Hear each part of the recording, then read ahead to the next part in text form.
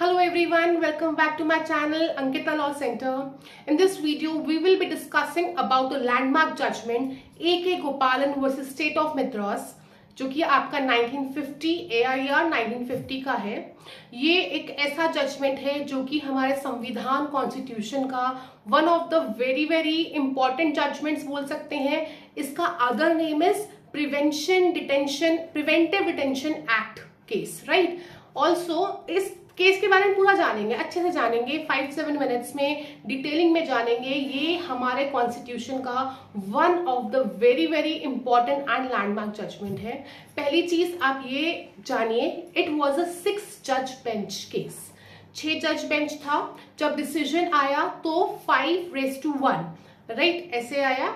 And इसमें जो कि हमारे फर्स्ट चीफ जस्टिस रहे हैं जस्टिस हीरालाल कान्हा जी, वो भी थे यहाँ पे।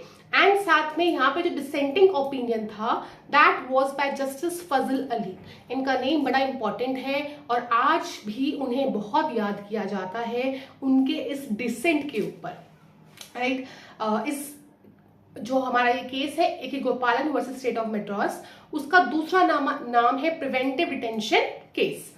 अब समझते हैं इसके फैक्ट्स क्या है क्या नहीं है। जो इसमें A.K. गोपालन है वो एक पॉलिटिकली ओपोनेंट करेक्टर है, मतलब गवर्नमेंट के अगेंस्ट पॉलिटिकली ओपोनेंट रहते थे, ठीक है। उनको डिटेन कर दिया गया 1947 से ही उनको डिटेन किया गया, बहुत बार डिटेन किया गया। एंड जब वो कोर्ट मामला पहुंचता था तो वो रिहा हो जाते थे। इन स्पाइट ऑफ दैट उनको डिटेन किया जाता था। 1950 में जाकर उन्हें प्रिवेंटिव डिटेंशन एक्ट, जो कि 1950 का ही है, उसमें डिटेंशन कर दिया गया, उसमें उनको कैद कर दिया गया। उसके बाद उनको रीजंस भी नहीं दिए गए। Then he approach to Supreme Court under article 32। सबको पता है 32 में रिट्स है, और किस रिट के तहत पहुंचे? हेबियस कॉर्पस रिट के तहत वो आर्टिकल 32 में सुप्रीम कोर्ट तक पहुंचे, ठीक है। वहां जब वो पहुंचे तो बहुत सारे लीगल इश्यूज सामने आए, जो कि हम वन बाय वन जो है डिस्कस करेंगे। जो मद्रास गवर्नमेंट ने उनको एक ऑर्डर इशू किया था कि आपको हम जो है कैद कर रहे हैं, डिटेन कर रहे हैं under PD act, preventive detention act 1950, but reasons भी नहीं दिए उसके, एंड डिटेन कर लिया फॉर द इनडेफिनेट टाइम। उसके बाद वो पहुंचे supreme Court under article 32। So the legal issues यहाँ पे जो है, पहला लीगल इशू तो यही है कि क्या प्रिवेंटिव डिटेंशन एक्ट जो है वो कॉन्स्टिट्यूशन के आर्टिकल्स के अधीन है, उनको फॉलो अप कर रहा है क्या? यहाँ पे article 19(1)D right to movement violate तो नहीं हो रहा, आर्टिकल 21 वॉयलेट तो नहीं हो रहा, राइट टू लिबर्टी। तो यहाँ पे कोर्ट ने, हम लीगल इशू पढ़ेंगे उसका आंसर देखेंगे, यहाँ पे कोर्ट ने बोला कि नहीं, आर्टिकल 19(1)D एंड आर्टिकल 21 वो वॉयलेट नहीं हो रहे हैं। रीजन बिहाइंड क्यों वॉयलेट नहीं हो रहे हैं, क्योंकि जो आर्टिकल 21 है that talk only about your personal liberty, not personal liberty, only about your physical liberty की बात करता है।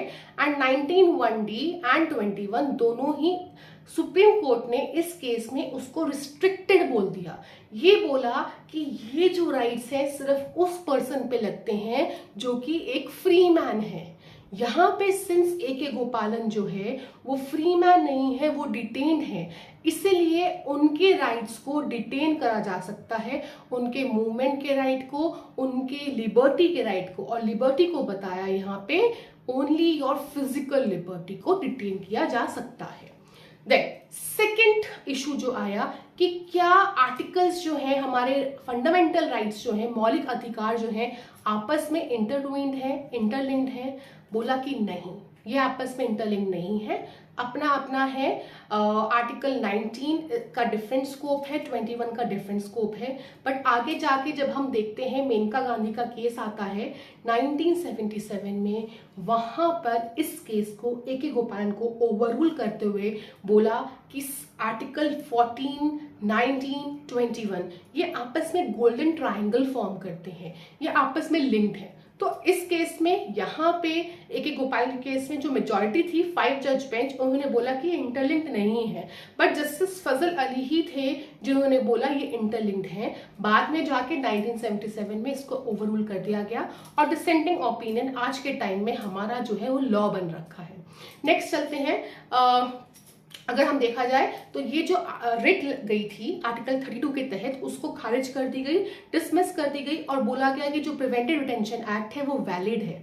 क्वेश्चन यही था ना, क्योंकि प्रिवेंटिव डिटेंशन एक्ट जो है क्या वो अल्ट्रा वायरस है या इंट्रा वायरस है, तो इट वाज हेल्ड कि नहीं ये इंट्रा वायरस ही है।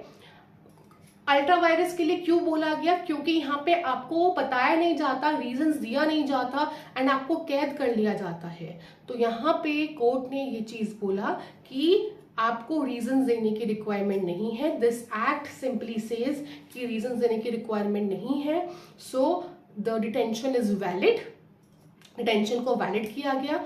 बट इस केस में तो बोला गया AK गोपाल के केस में, बट जब हम मेनका गांधी केस में गए तो वहां पे बोला गया कि कोई भी लॉ, कोई भी चीज जिसका रीजनेबल जिसका कोई रीजन नहीं है, जिसका रीजनेबल जस्टिफिकेशन नहीं है, दैट विल बी इनवैलिड। सो अगर आप आगे जाके पढ़ेंगे भी इन AK Gopal versus state of Madras में कुछ दो सेक्शंस थे, सेक्शन 12 एंड 14, सिर्फ उनको इलीगल किया गया एंड बाकी पूरे एक्ट को जो है बोला गया it is valid. That's it, now we'll meet in the next case law. Hope आपको ये केस लॉ समझ आया होगा। If yes then please do like, share and also subscribe.